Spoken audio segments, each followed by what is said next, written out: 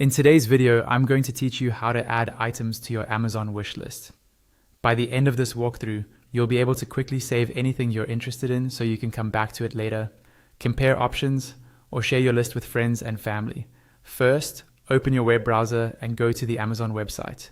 Make sure you're signed into your account.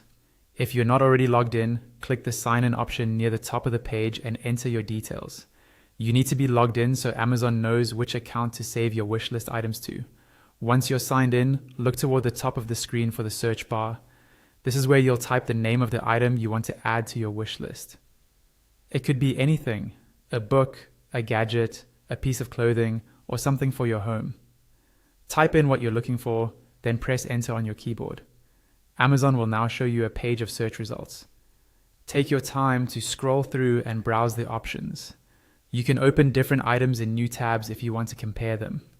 When you find a product you're interested in adding to your wish list, click on its title or image to open its product page. On the product page, look over to the right-hand side of the screen. Here, you'll usually see the main purchase options like the Add to Cart button. Just below or near that area, you should see an option that says Add to List. This is the control you'll use to add the item to one of your lists, including your wish list.